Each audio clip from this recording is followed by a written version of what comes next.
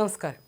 ഞാൻ കള്ളനല്ല സാറേ എന്ന് കരഞ്ഞു പറഞ്ഞിട്ടും കേൾക്കാതെ ഒരു CCTV ദൃശ്യത്തിലെ സാമ്യം മാത്രം വെച്ച് പ്രവാസിയായ താജുദ്ദീനെ മാലമോഷണ കേസിൽ കുടുക്കിയ കേരള പോലീസിന് ഹൈക്കോടതിയുടെ കനത്ത പ്രഹരം. 54 ദിവസം നിരപരാധിയായി ജയിലിൽ കഴിയേണ്ടി വന്ന താജുദ്ദീന് 14 ലക്ഷം രൂപ നഷ്ടപരിഹാരം നൽകാൻ കോടതി ഉത്തരവിട്ടു. പോലീസിന്റെ ഈ നടപടി വ്യക്തി സ്വാതന്ത്ര്യത്തിന്റെ നഗ്നമായ ലംഘനമാണെന്ന് ജസ്റ്റിസ് PV കുഞ്ഞികൃഷ്ണൻ നിരീക്ഷിച്ചു. 2018 ജൂലൈ 11 താജുദ്ദീന്റെ ജീവിതം മാറിമറിഞ്ഞത്. കുടുംബത്തോടൊപ്പം രാത്രി കാറിൽ വരുമ്പോൾ വീടിന് സമീപം വഴിയിൽ ചെളിയിൽ പൊതിഞ്ഞ പോലീസ് ജീപ്പ് കണ്ടു.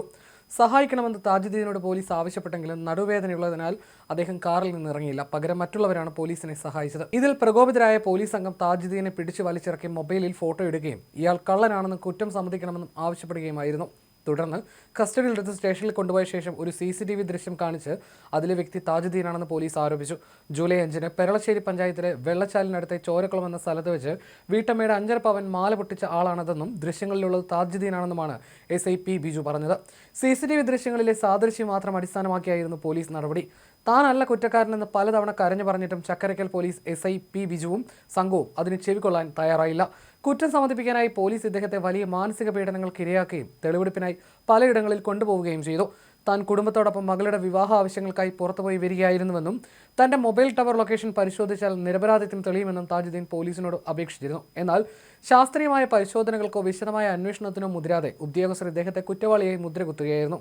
മോഷണത്തിന് ഉപയോഗിച്ച ബൈക്കും മാലയും കണ്ടെടുക്കാനുണ്ടെന്ന് കാണിച്ച് പോലീസ് ജാമ്യാപേക്ഷ എതിർത്തതോടെ 54 ദിവസത്തോളം ഇദ്ദേഹത്തിന് റിമാൻഡ് തടവുകാരനായി ജയിലിൽ കഴിയേണ്ടി വന്നു.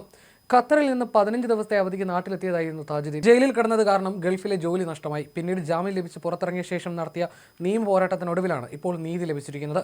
ജാമ്യം ലഭിച്ച ശേഷം തിരികെ ഖത്തറിലേക്ക് പോയെങ്കിലും അവിടെയും താജുദ്ദീനെ കാത്തിരുന്നത് വലിയ പ്രതിസന്ധികളായിരുന്നു. നാട്ടിൽ കേസ് നിലനിൽക്കുന്നതിനാൽ അബ്സ്കോണ്ടിംഗ് ആണെന്ന് കാണിച്ച് അവിടെയും ജയിലിൽ കിടക്കേണ്ടി വരികയും തൊഴിൽ നഷ്ടപ്പെടുകയും ചെയ്തു. കൃത്യമായി ഡ്യൂട്ടിക്ക് കയറാത്തതിനെ തുടർന്ന് ഖത്തറിൽ 23 ദിവസമാണ് ജയിലിൽ കഴിയേണ്ടി വന്നത്. ഇത് താജുദ്ദീനെയും കുടുംബത്തെയും വലിയ മാനസിക സാമ്പത്തിക പ്രതിസന്ധികളിലേക്കും തള്ളിവിട്ടു. സമൂഹത്തിൽ നിന്ന് നേരിടേണ്ടി വന്ന അവഗണനയും പേരുദോഷവും വല്ലാതെ ബാധിച്ചു. കേസ് നടത്താനായി ഭാര്യയുടെ സ്വർണം ഉൾപ്പെടെ വിൽക്കേണ്ടി വന്നു. പിന്നീട് കോടതിയുടെ നിർദ്ദേശപ്രകാരം കണ്ണൂർ DYSP നടത്തിയ സമാന്തര അന്വേഷണത്തിലാണ് മാലമോഷണ കേസിലെ യഥാർത്ഥ പ്രതി താജുദ്ദീൻ അല്ലെന്നും മറ്റൊരാളാണെന്നും തെളിഞ്ഞത്. മറ്റൊരു മോഷണ കേസിൽ പീതാംബരൻ എന്നയാൾ പിടിയിലായതോടെയാണ് യഥാർത്ഥ വിവരങ്ങൾ പുറത്തു വരുന്നത്. ജയിലിൽ കഴിയുന്ന ഇയാളെ ചോദ്യം ചെയ്തപ്പോഴാണ് ചക്കരക്കല്ലിലെ മോഷണവും നടത്തിയത് താനാണെന്ന് ഇയാൾ സമ്മതിച്ചത്. ഇതോടെയാണ് താജുദ്ദീന്റെ നിരപരാധിത്വം തെളിഞ്ഞത്. പോലീസ് വരുത്തിവെച്ച ഈ വലിയ പിഴവിന് 1 കോടി രൂപ നഷ്ടപരിഹാരം ആവശ്യപ്പെട്ടാണ് താജുദ്ദീൻ കോടതിയെ സമീപിച്ചത്. കേവല സംശയത്തിന്റെ പേരിൽ ഒരു പൗരനെ കസ്റ്റഡിയിലെടുത്ത് പീഡിപ്പിക്കുന്നത് അംഗീകരിക്കാനാവില്ലെന്ന് ജസ്റ്റിസ് PV കുഞ്ഞികൃഷ്ണൻ ഉത്തരവിൽ വ്യക്തമാക്കി. പോലീസിന്റെ കൃത്യവിലോപത്തിന് സർക്കാർ ഉത്തരവാദികളാണെന്നും അതിനാൽ നഷ്ടപരിഹാര തുക സർക്കാർ ഉടൻ താജുദ്ദീന് കൈമാറണമെന്നും കോടതി നിർദ്ദേശിച്ചിട്ടുണ്ട്. നഷ്ടപരിഹാരത്തിനൊപ്പം താജുദ്ദീന് 25,000 രൂപ കോടതി ചെലവായി നൽകാൻ ഉത്തരവിലുണ്ട്. ഏറെക്കാലത്തെ നിയമ പോരാട്ടത്തിനൊടുവിലാണ് മുൻ പ്രവാസിയായ താജുദ്ദീനും കുടുംബത്തിനും നീതി ലഭിച്ചത്. ഒടുവിൽ സത്യം ജയിച്ചുവെന്നും കോടതി വിധിയിലൂടെ അത് തെളിഞ്ഞിരിക്കുകയാണെന്നും താജുദ്ദീൻ പ്രതികരിച്ചു. ഹൈക്കോടതി വിധിയുടെ പശ്ചാത്തലത്തിൽ തങ്ങളുടെ നിരപരാധിത്വം ബോധ്യപ്പെട്ടതിന്റെ സന്തോഷത്തിലാണ് താജുദ്ദീന്റെ കുടുംബവും. പോലീസിൽ നിന്ന് ലഭിച്ച പീഡനകഥകൾ ഓർത്തെടുത്തുകൊണ്ട് ഒരു പുസ്തകവും താജുദ്ദീൻ രചിച്ചിട്ടുണ്ട്. പോലീസിന്റെ ക്രൂരത കാരണം താനും കുടുംബവും അനുഭവിച്ച മാനസിക പീഡനമാണ് ആത്മകഥാംശമുള്ള പുസ്തകത്തിൽ പ്രതിപാദിച്ചിട്ടുള്ളത്.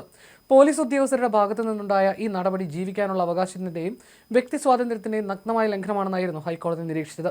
കുറ്റക്കാരായ പോലീസ് ഉദ്യോഗസ്ഥരിൽ നിന്ന് തന്നെ നഷ്ടപരിഹാര തുക ഈടാക്കണമെന്നും കോടതി ഉത്തരവിൽ വ്യക്തമാക്കിയിട്ടുണ്ട്. പോലീസിന്റെ നിരുത്തരവാദപരമായ നടപടികൾ ആവർത്തിക്കാതിരിക്കാനാണ് നഷ്ടപരിഹാരം നൽകാൻ ഉത്തരവിട്ടതെന്ന് കോടതി വിധിന്യായത്തിൽ പരാമർശിച്ചു. നിയമാനുസൃത നടപടികൾ പ്രകാരം നഷ്ടപരിഹാര തുക കുറ്റക്കാരായ ഉദ്യോഗസ്ഥരിൽ നിന്ന് സർക്കാരിന് വേണമെങ്കിൽ ഈടാക്കാവുന്നതാണ്. പോലീസ് ഉദ്യോഗസ്ഥർക്കെതിരെ സിവിൽ നടപടികൾ സ്വീകരിക്കുന്നതിന് വാദിഭാഗത്തിന് തടസ്സമില്ല.